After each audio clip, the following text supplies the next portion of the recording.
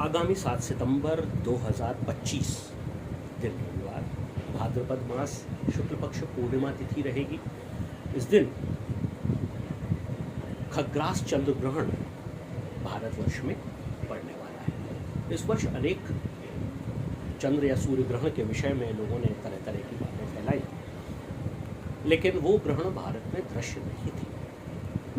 लेकिन ये वाला जो चंद्र ग्रहण है, ये भारतवर्ष में पूरी तरह से दिखाई देगा। पूरे भारतवर्ष में प्रारंभ से लेकर अंत तक दिखाई देगा। इसलिए इस ग्रहण का पूरा प्रभाव भी हमारे देश पर और देशवासियों पर पड़ने वाला है। हमारे देश के अलावा यह ग्रहण अंटार्कटिका, पश्चिमी प्रशांत महासागर, ऑस्ट्रेलिया, एशिया, हिंद महासागर, पूर्वी अटलांटिक महासागर में भी दिखाई देगा।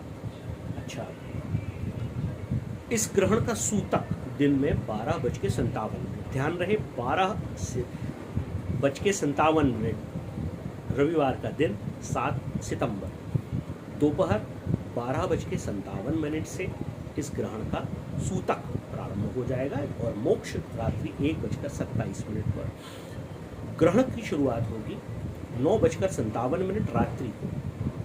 ग्रहण का मध्य पूर्ण खग्रास 11:41 पर रहेगा और ग्रहण का मोक्ष रात्रि 1:27 पर होगा। अब चूंकि ये ग्रहण भारतवर्ष में दिखाई दे रहा है, इसलिए इसका प्रभाव भी हमारे देश के लोगों पर पड़ेगा। तो किन राशियों पर क्या प्रभाव है, ये देख लेते हैं। मेष और वृष राशि वालों के लिए तो शुभ, सफलता और लाभदायक है, परंतु मिथुन राशि वालों के लिए तनाव कारक रहेगा। कर्क राशि वालों के लिए कष्टकारक है। सिंह राशि वालों के लिए साथी के साथ तनाव की स्थिति बना रहा है। कन्या राशि वालों के लिए हानिकर है। तो कन्या राशि वाले यदि इस ग्रहण को न देखें तो अति उत्तम होगा। तुला राशि वालों के लिए भी रोग भय है, ये भी ना देखें। वृश्चिक राशि वालों के लिए भी चिंता कारक है। धनु राशि वालों के लिए शुभ है। मकर राशि वालों के लिए हानिकारक है। कुंभ राशि वालों के लिए व्यर्थ का व्यय कराएगा। मीन राशि वालों के लिए यश की प्राप्ति। ये जो प्रभाव है, ये अगले 6 माह में आपको दिखाई देंगे। और यदि हो सके तो ग्रहण के दौरान किसी किस्म का भोग स्वीकार न करें, भोजन न करें, जल ग्रहण ना करें। जो बना हुआ भोजन हो यदि घर में, और रोगी, वृद्ध और बच्चों को भोजन कराया जा सकता है, परंतु उसमें तुलसी की पत्तियों को पहले से ही तोड़कर रख लिया जाए और उन सभी जल में, भोजन में, सभी पदार्थों में यदि तुलसी की पत्तियों को पहले से ही यदि डाल दिया जाएगा तो आपके लिए बहुत ही शुभकारक रहेगा, अच्छा है। और इन सब और इससे ये जो ग्रहण के दुष्प्रभाव हमारे अन्न और जल पर आते हैं वो बचे रह सकेंगे।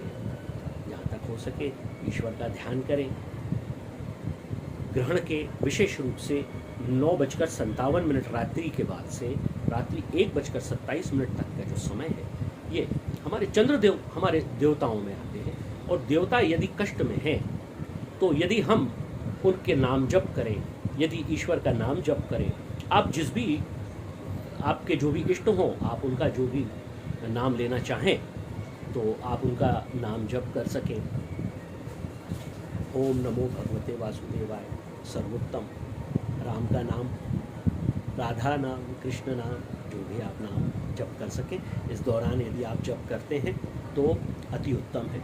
और ग्रहण मोक्ष के पश्चात तीर्थ में स्नान सर्वोत्तम है, लेकिन सभी लोगों के लिए तीर्थ पर जाना तो संभव नहीं होता है।